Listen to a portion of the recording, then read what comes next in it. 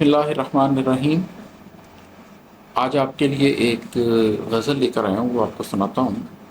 یہ ہے کہ خواب زندہ ہیں تو ہم زندہ ہیں، خواب زندہ ہیں تو ہم زندہ ہیں، ہم جو زندہ ہیں تو غم زندہ ہے۔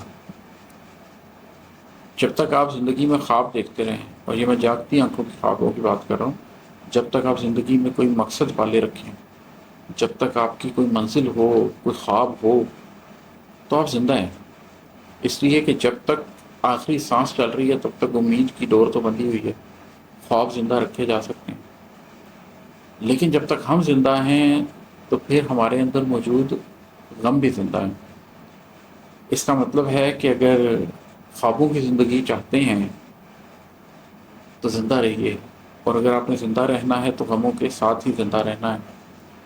تو پھر طریقہ ایک ہی رہ جاتا ہے کہ اپنے غم سے تحریک پکڑیں، اپنے غم سے حرارت پائیں، اپنے غم سے بڑے غم کو سمجھیں، چھوٹے چھوٹے غموں کو غم ہستی میں ضم کریں، اور اس غم ہستی کی تحریک سے اپنے خوابوں کو وہ قوت بخشیں، وہ طاقت بخشیں کہ ان کو اچیو کیا جا سکے۔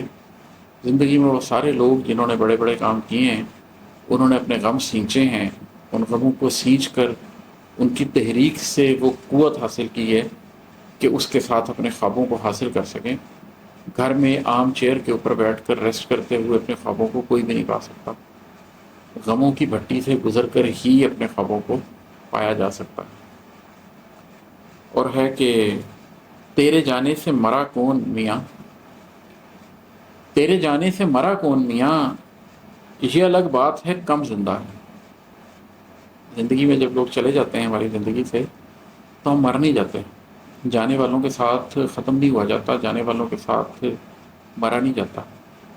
لوگ چلے جاتے ہیں، ہماری سانسیں چلتی رہتی ہیں، ہم زندہ رہتے ہیں، مگر ہاں یہ بھی حقیقت ہے کہ اس طرح زندہ نہیں رہتے، کم زندہ رہتے ہیں۔ جانے والے ہم میں سے ہماری ذات کا ایک چھوٹا سا حصہ لے جاتے ہیں، جو ان کے ساتھ ہی قبر میں دفن ہو جاتا ہے، وہ لحد میں لے جاتے ہیں۔ وہ حصہ کوئی بھی نہیں پور کر سکتا، نئے رشتے آ جائیں گے، نئے لوگ آ جائیں گے، وہ نئے حصے بھی دے دیں گے، لیکن اس شخص کا حصہ وہ نہیں بھر سکتے۔ تو ہم تھوڑے سے مر جاتے ہیں جانے والوں کے ساتھ، باقی زندہ رہتے ہیں۔ جیسے جیسے لوگ جاتے جاتے ہیں ہم تھوڑے تھوڑے مرتے جاتے ہیں، زندگی میں نئے لوگ آتے رہتے ہیں، ان کے ساتھ تھوڑے تھوڑے زندہ ہوتے رہتے ہیں۔ ہمارے اندر میں سے ایک ایک ٹکڑا ٹوٹ کے جاتا رہتا ہے، اور باقی کا جو جسم ہے وہ اپنی سانسیں پوری کرتا رہتا ہے۔